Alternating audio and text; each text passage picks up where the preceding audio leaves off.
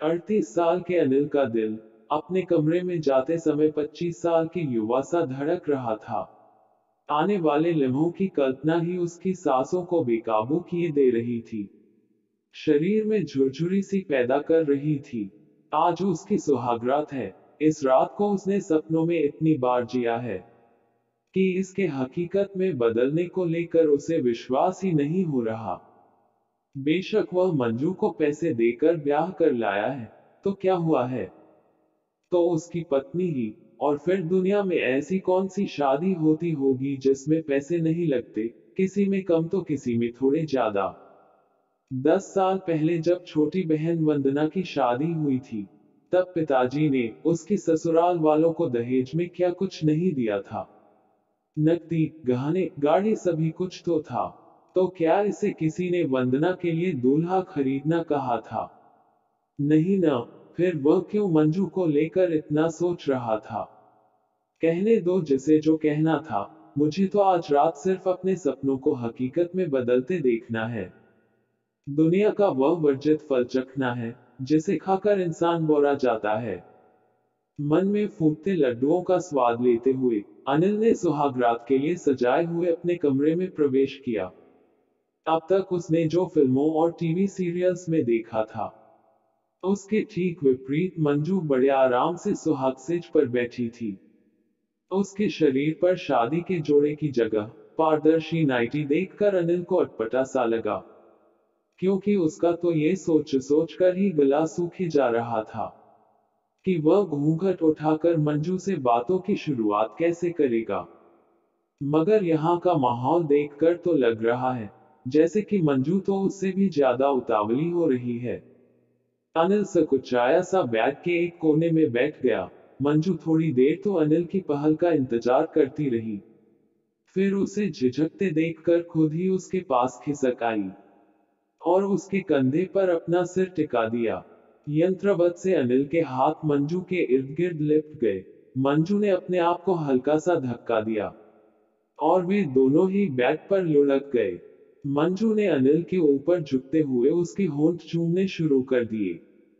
तो अनिल बावला सा हो उठा। उसके बाद तो अनिल को कुछ भी होश नहीं रहा। प्रकृति ने जैसे उसे सब कुछ एक ही लम्हे में सिखा दिया। मंजू ने उसे चरम तक पहुंचाने में पूरा सहयोग दिया था। अनिल का ये पहला अनुभव ऐसा था जैसे गूंगे को गुड़ का स्वाद, जिसके स्वाद को सिर्फ महसूस किया जा सकता है, बयान नहीं।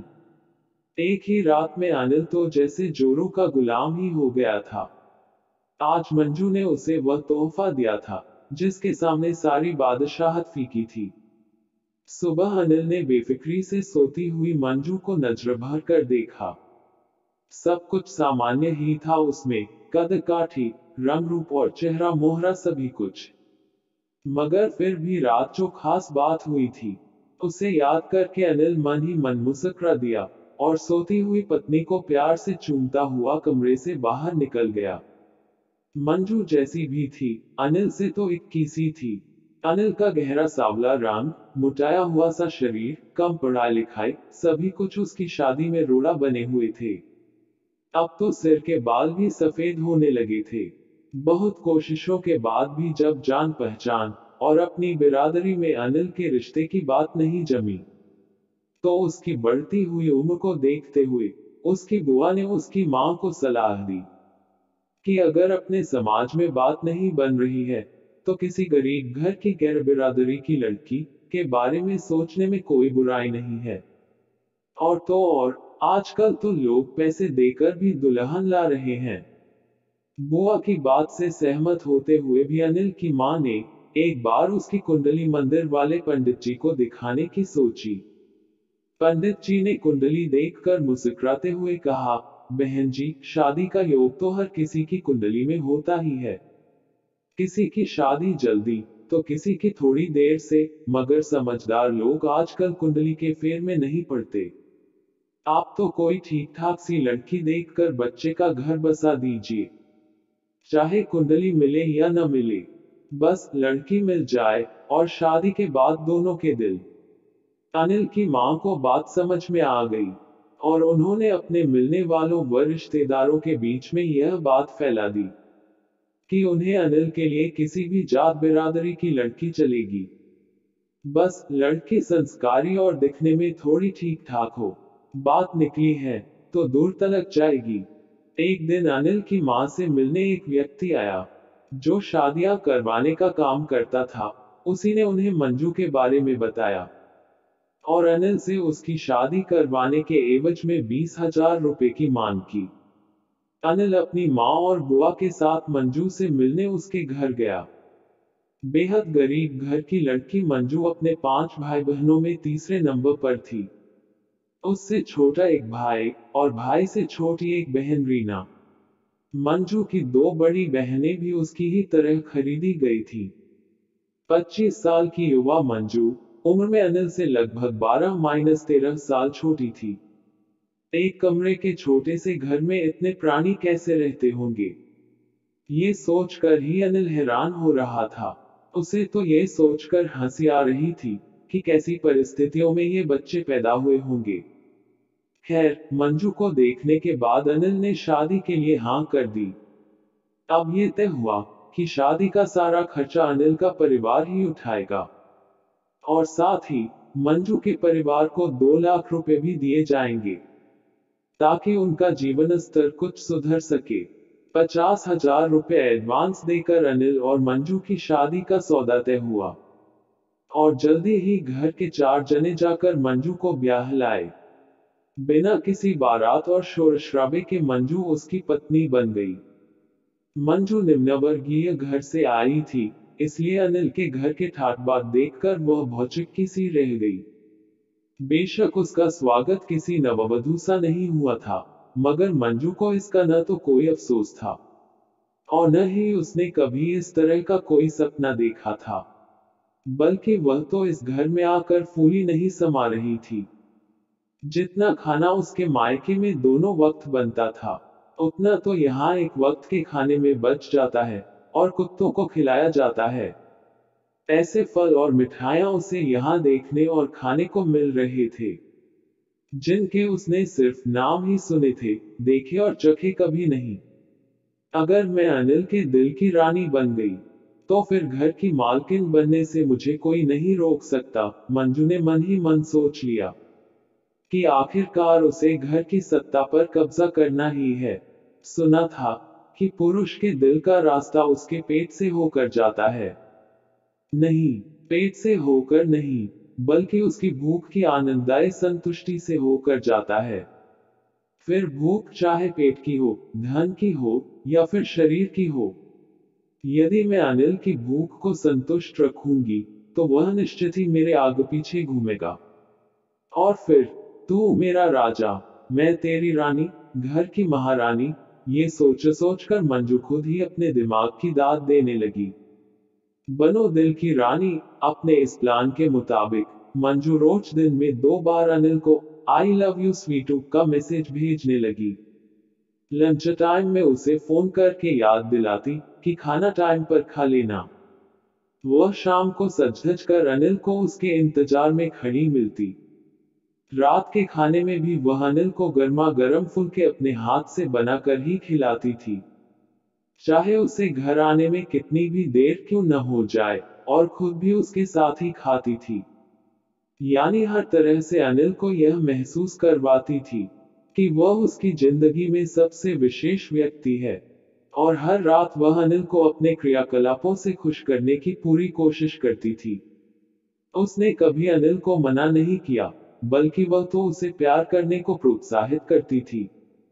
उम्र में छोटी होने के कारण अनिल उसे बच्ची ही समझता था और उसकी हर नादानी को नजरअंदाज कर देता था। कहने को तो अनिल अपने माँ बाप का इकलौता बेटा था, मगर कम पढ़े लिखे होने और अति साधारण शक्ल सूरत के कारण अक्सर लोग उसे कोई खास तवज्जो नहीं दिया करते थे। वहीं उसकी शादी भी नहीं हो रही थी, सो अनिल हीन भावना का शिकार होने लगा था। मगर मंजू ने उसे यह एहसास दिलाने में कोई कसर नहीं छोड़ी कि वह कितना काबिल और खास इंसान है। बल्कि वह तो कहती थी कि अनिल ही उसकी सारी दुनिया है। मंजू के साथ और प्यार से अनिल का आत्मविश्वास भी बढ़ने लगा। मंजू को पाकर अनिल ऐसे खुश था जैसे किसी भूखे व्यक्ति को हर रोज भरपेट स्वादिष्ट भोजन मिलने लगा हो। एक दिन मंजू की मां का फोन आया। वे उससे मिलना चाह रही थी। रात में मंजू ने अनिल की शर्ट के बटन खोलते हुए अदा से कहा, मुझे कुछ रुपए चाहिए। मां ने मिलने के लिए बुलाया है, पहली बार जा रही हूं। अब इतने बड़े बिजनेसमैन की पत्नी हूं, खाली हाथ तो नहीं जा सकती ना। तो मां से ले लो ना, अनिल ने उसे पास खींचते हुए कहा। मां से क्यों? मैं तो अपने हीरो से ही लूंगी, वह भी हक से, कहते हुए मंजू ने अनिल के सीने पर अपना सिर टिका दिया। कितने चाहिए? अभी ये रखो, और चाहिए तो कल दे दूंगा। अनिल ने निहाल होते हुए उसे 20,000 रुपए थमा दिए और फिर मंजू को बाहों में कसते हुए लाइट बंद कर दी। मंजू 15 दिनों के लिए मायके गई थी, मगर 5 दिनों बाद ही अनिल को उसकी याद सताने लगी। मंजू की शहद भरी बातें और मस्ती भरी शरारतें उसे रात भर सोने नहीं देती। उसने अगले ही दिन मंजू का तत्काल का टिकट बनवा कर आने के लिए कह दिया। मंजू भी जैसे आने के लिए तैयार ही बैठी थी। उसके वापस आने के बाद अनिल की दीवानगी उसके लिए और भी बढ़ गई।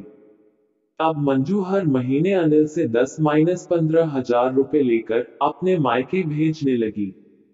मंजू ने अनिल से उसका एटीएम कार्ड नंबर और पिन आदि ले लिया, जिसकी मदद से वह अपनी बहनों और भाई के लिए कपड़े, घरेलू सामान आदि भी ऑनलाइन ऑर्डर करके भेज देती। मंजू के प्यार का नशा अनिल के सिर चढ़कर बोलने लगा था। सैया भय कोतवाल तो अब डर काहे का। घर में मंजू का ही हुक्म चलने लगा।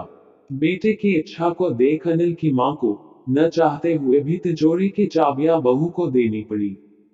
सामाजिक लेन देन आदि भी सब कुछ उसी की सहमति या अनुमति से होता था। अनिल की मां उसे कुछ नहीं कह पाती थी, क्योंकि मंजू ने उन्हें भी यह एहसास करवा दिया था कि उसने अनिल से शादी करके अनिल सहित उनके पूरे परिवार पर एहसान किया है। सुनिए न, मेरी बड़ी इच्छा है कि मेरा नाम हर जगह आपके नाम के साथ जुड़ा हो। एक दिन मंजू ने अनिल से बड़े ही अपनेपन से कहा। अरे, इसमें इच्छा की क्या बात है, वह तो जुड़ा ही है। देखो, तुम मेरी अर्धांगिनी हो, यानी मेरा आधा हिस्सा। इस नाते मेरी हर चलचल संपत्ति पर तुम्हारा आधा हक हुआ न। अनिल ने प्यार से मंजू को समझाया। वह तो ठीक है, मगर यह सब अगर कानूनी रूप से भी हो जाता तो कितना अच्छा होता। मगर उसमें तो कई पेंच होंगे ना। चलो, रहने दो, बिना मतलब आप परेशान हो जाएंगे। मंजू ने बालों की लट को उंगलियों में लपेटते हुआ कहा। मेरी जान, मेरे तन, मन और धन, सबकी मालकिन हो तुम, अनिल ने उसे बाहों में भरते हुए कहा।